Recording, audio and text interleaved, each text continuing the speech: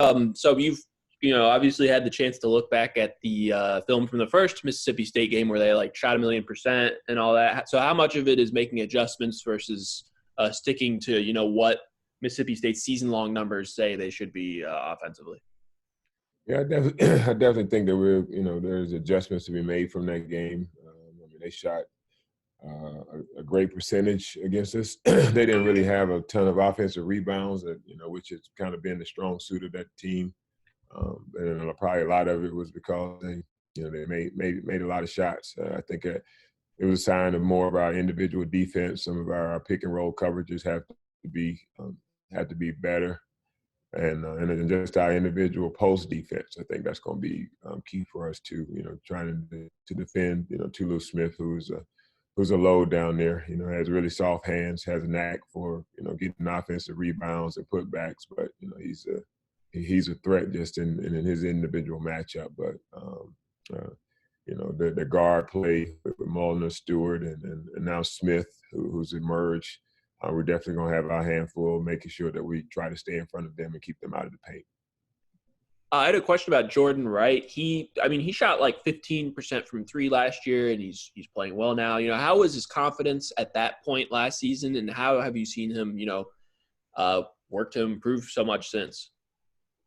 I just think he's confident. Whenever you're able to get out there and have some success, which he has, he's shooting the ball pretty well from the perimeter. I think he's had a number of good plays around the basket. A lot of and quite a few plays that he's been really close on. Where I think even in the Auburn game, he probably had 4 or 5 easy opportunities around the basket that didn't go for him. But we like him being able to get into the paint and obviously draw a lot of attention. Now we want him to either finish those or look for opportunities on the perimeter, because if you're getting that much attention and drawing people to you, there's somebody open on the perimeter. So it's continuing to coach him up to make sure that he can understand those situations and make the right decisions when they happen. But he's doing a good job. That group last year of him, Scotty, and Dylan, and they got significant minutes last year, and I think that gave them a big shot of confidence coming to this season.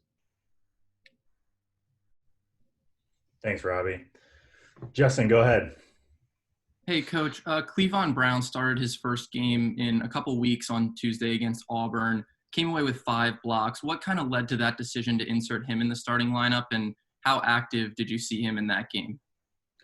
I think with Auburn, they really started at the 5. We didn't know exactly how they would go. Cardwell is a traditional 5, but they had been starting Williams, who last year was a backup 3, so we felt like we needed a guy that could guard on the perimeter as well. Clevon had a couple really good days of practice. He's really he was struggling there for a while, just with his confidence offensively, and just not really having the energy on the defensive end that we needed from that spot. But he had a couple really good days of practice, and we thought it was a great opportunity for us to insert him, and he was really good. Unfortunately, he did kind of tweak his growing that abdominal strain just a little bit, nowhere near where it was the first time. But yesterday was a really, really light day for him. Today probably be light too. Hopefully that we can give him a couple of days to recover and he can get back and do some of the things he did last game. It's a big plus for our defense when we I thought we were really good defensive against Auburn, and a lot of it was when we did make a mistake, Clevon was back there to either block shot, or even if he did block the shot, he had some great verticals at the rim where it just made it tough for them to finish around him. So that's he's probably really the only center, other than Dylan, that we have as a rim protector like that. So it's definitely a positive for us when he has that energy and the focus that he had last game. Thanks, Justin. Jerry, thanks for joining us. Go ahead. Yeah, Jerry, I wondered where you guys are emotionally, with everything going on and off the court. Where are you guys at this point? What's going on? I mean, other than, we know where we are. We know who we are. We watch the games and understand, that probably our offense, which has been really good here of late, failed us, last game at all three levels, around the basket, paint baskets. I mean, open threes that we had early on that could have possibly got some separation. Some careless turnovers, and even lo and behold, we're bad at the free throw line. But the positive is, we were really, really good defense, one of our best defensive outings of the season. We held, Auburn to, just a point per possession, 73, possessions with 73 points. So, I mean, you don't get much better than that. So it's just bad timing for us not to make shots. But I don't think our guys really lost any confidence that's just a game of basketball.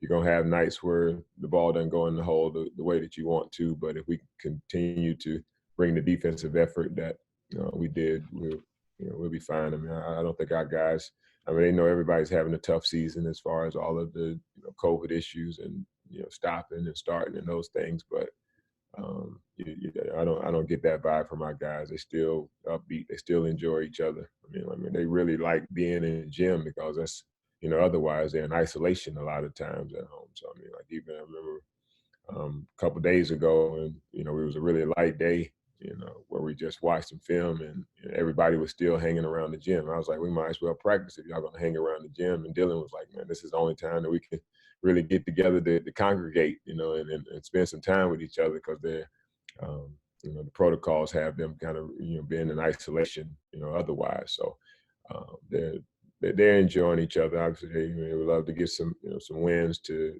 justify the work that they're putting in on a daily basis at practice. But we still approach it the same way, and looking forward to the next opportunity. And if I can ask a second one, Kentucky plays Auburn tomorrow. I wonder about Sharif Cooper. What sort of a challenge is he? How important is it to contain him? Yeah, I mean, he's really good. I mean, he's a guy that has a special talent of being able to see plays before they happen. He has a really tight handle to get where he wants to go.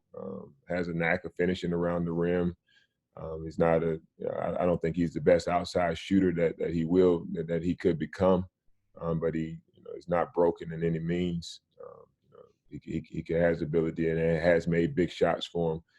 So I think he's as advertised. I think he's a draft pick, possibly a lottery pick, and a guy that we won't be disappointed to see him go, because he's just going to get better and better. Thank you. Thanks, Jerry. Robbie, go ahead. Hey, Stack. So you've talked about like how you guys are a no middle defensive team a lot. I guess on a broader, more macro scale, when you kind of have the roster that you want and things are further along, what do you envision, the defensive identity and, Jerry Stackhouse defensive team to look like on that end of the floor?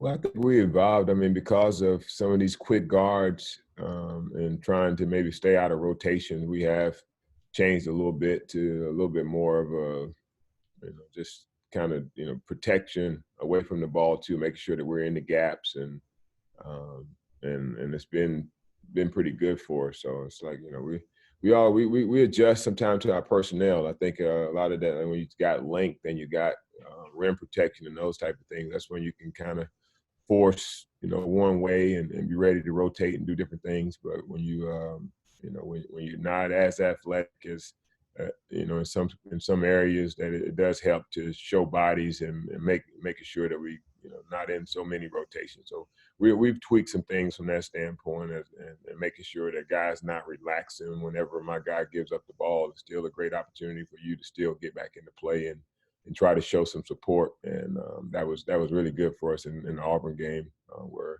we showed bodies on Cooper, and I mean they struggled. Like I said, we held that team to 23 points in the first half. That was really, really, really positive sign. But again, like I said, just being able to make sure that we put points on the board at the level that we're capable of is important too. I thought, going back and looking at the easy opportunities and open shots and free throws that we make, we probably should have been up probably about 15 in that game, but unfortunately we're only up 2, and then they eventually made some shots, and we still struggled a little bit. But like I said, I thought our defense was consistent, and we're going to try to take that positive from that into the following game.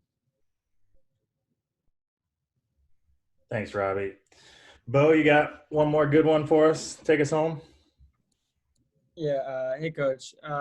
So far this season, you guys haven't won a game on the road yet, and you got a tough road challenge against Mississippi State. So what's going to be the key to really relaxing at Starkville and be able to win the game?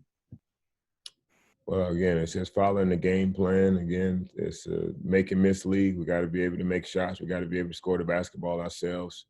You can defend all you want to, but you got to, at the end of the day, it's who has the most points on the board, and we got to make sure that we, run our stuff, execute, make the right plays, make the extra passes, and take looks that we're capable of making. But at the same time, just continue to do what we're doing. Like I said, I would love to have the same defensive effort that we had last game. If we do that and we stay focused, we'll give ourselves a chance to get that first road win. Coach, I think that's all we got for you.